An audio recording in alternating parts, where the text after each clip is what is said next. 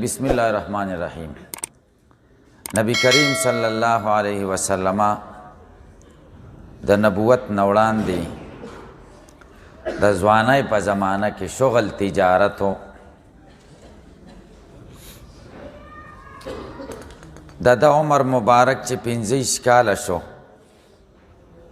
او کور په کور د امانت او د دیانت شهرت وشو. په هر ځای کې به په صادق او امین یادېده.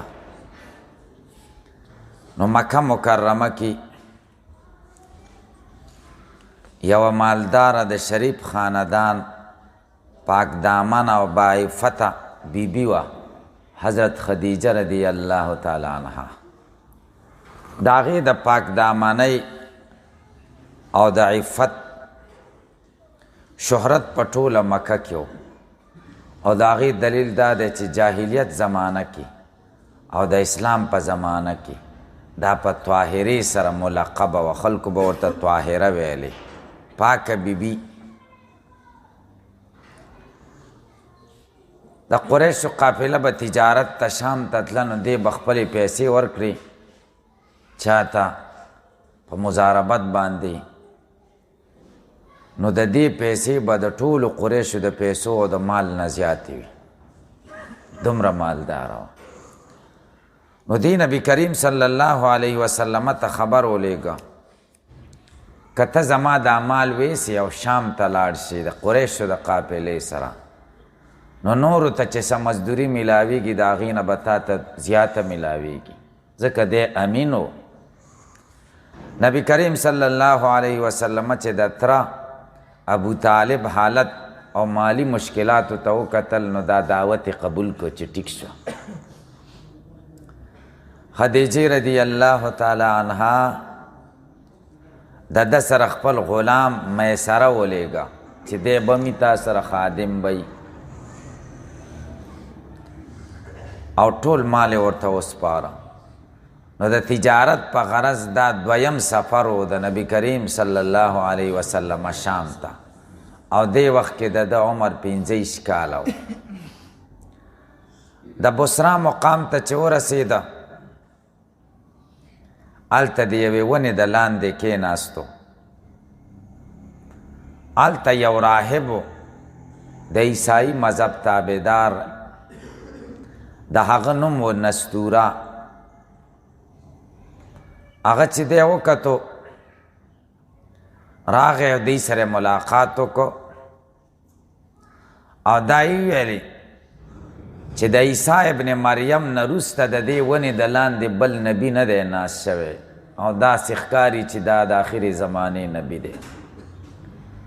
او د میسره نه یې تپوس وکړو چې د د سترګو کې دا سرخي د اوس نه ده که همیشه ده؟ هغه ورته ویل دا سرخي د سترګو نه جدا کیږي.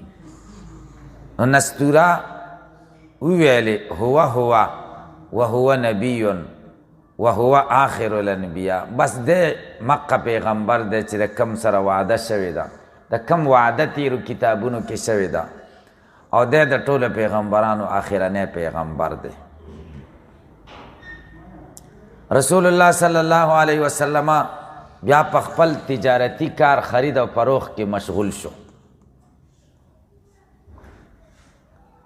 میسره دا د خدیجه رضی الله تعالی عنها غلام و. د میسره بیان دی چې کله به په ګرمۍ کې مونږ مزل کوو او د غرمې ټیم به و، نو 2 ملایکې به بره ما لیدلې چې په ده به یې سوری کوو. چې کله د شام د سفر نه را واپس کېده، نو د غرمې وخت او بره فرشتو په ده سوری کړی و. حضرت خدیجه رضی الله تعالی عنها بره کوټه کې ناسته وه، نورې زنانه هم ورسره وي. نورو ته یې وویلې وګورئ، ټولو ته یې وښوده چې نبي کریم صلی الله علیه وسلم مکې ته را روان دی او فرشتو پې سوری کړی. بیا چې کله را واپس شو، نو خدیجه رضی الله تعالی عنها ته د غلام میسره حالات د سفر بیان کړل. چې سفر کې داسې عجایبات د ده دا خو ډېر لوی شخصیت دی. نو دا ټولې خبرې خدیجې رضی الله تعالی عنها د خپل تره زوی ورقه ابن نوفل ته وکړې چې هغه د تیرو کتابونو عالم و. هغه ورته ویل داسې ښکاري چې دا د آخر زمانې پیغمبر دی او ټول صفتونه چې تیرو کتابونو کې بیان شوي هغه د کې موجود دي. نو په دې وخت کې خدیجې رضی الله تعالی عنها د نورو نه زیاته منافع ته ورکړه، خو زړه کې میلان پیدا شو چې دې سړي سره به نکاح کوم.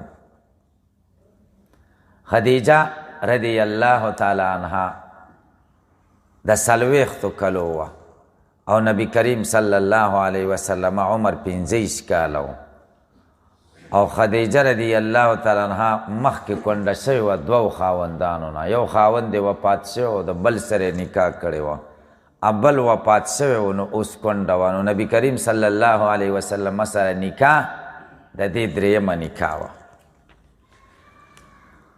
د رسول الله صلی الله علیه وسلم سره د خدیجې رضی الله تعالی عنها نکاح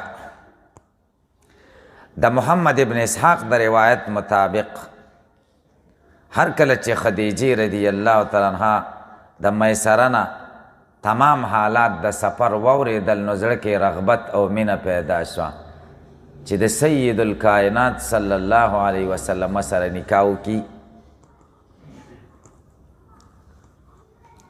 نو خدیجې رضی الله تعالی عنها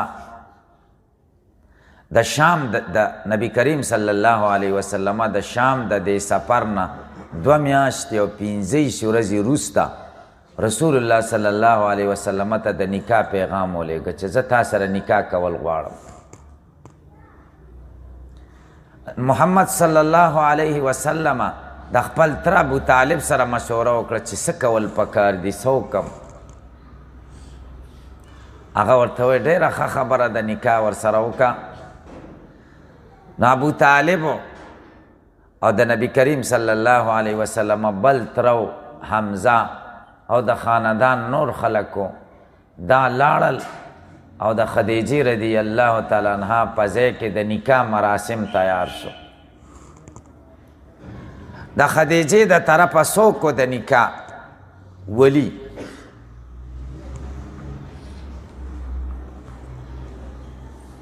د ډېرو محدثینو د روایت مطابق د خدیجې رضی الله تعالی عنها پلار دی وخت کې وفات شوی و، خویلد د دې ترو عمرو ابن اسد هغه د خدیجې رضی الله تعالی عنها د نکاح ولی و. نو ابو طالب د نکاح خطبه وویلې او د نکاح په خطبه کې داسې الفاظ وویلې: محمد صلی الله علیه وسلم د قریش یو نوجوان دی، په عزت کې، په امانت کې، په عقل کې، په پوهه کې، په حسن کې د قریشو د خاندان یو نوجوان هم د سره نه دی برابر، او که ټول راجمع کې نو د شرف، عزت، امانت، دیانت دا به پې اوچت شي. اگر چې مال کې کم دی او مال خو سبا راځي او بیګاله ځي او بیګاله راشي او سبا لځي، نو مال خو څه پایدار شی نه دی، عزت او شرف خو په مال نه دی. او بیا په آخره کې وفرمایل چې د ده رغبت دی چې د خدیجې سره نکاح وکړي او د خدیجې میل او رغبت دی چې د ده سره نکاح وکړي او موږ په دې راضي یو. نکاح وشوه. د نکاح په وخت کې د رسول الله صلی الله علیه وسلم عمر 15 کاله او دای اولنۍ نکاح وه، او د خدیجې رضی الله تعالی عنها عمر 40 کاله. 100 اوښان مهر مقرر شو چې 100 اوښان به درکوي په مهر کې. او د ابن هشام د روایت مطابق 12 نیمې اوقیې مقرر شوی مهر. یوه اوقیه 40 درهمه ده او 12 نیمې اوقیې دا 1500 درهمه جوړیږي. 1500 درهمه مهر مقرر شو. نو حضرت خدیجه رضی الله تعالی عنها د نبوت په ابتدایي حالت کې وروسته به د ازواج مطهراتو بحث چې کله کېږي نو د دې بیبیانو حالات به پکې پوره بیانو انشاءالله. خو خدیجه رضی الله تعالی عنها د سختو مرحلو کې چې د نبوت ابتدا وه په دې ټولو حالاتو او اوقاتو کې د نبی کریم صلی الله علیه وسلم سره پوره مرسته کړې ده. مال ته قربان کړی دی د نبی کریم صلی الله علیه وسلم د دعوت دپاره د خدیجې مال لګېدلی دی او نبی کریم صلی الله علیه وسلم د کور د ټولو غمونو نه بېغمه کړی و او د دین په ټولو کارونو کې ورسره مدد او مرسته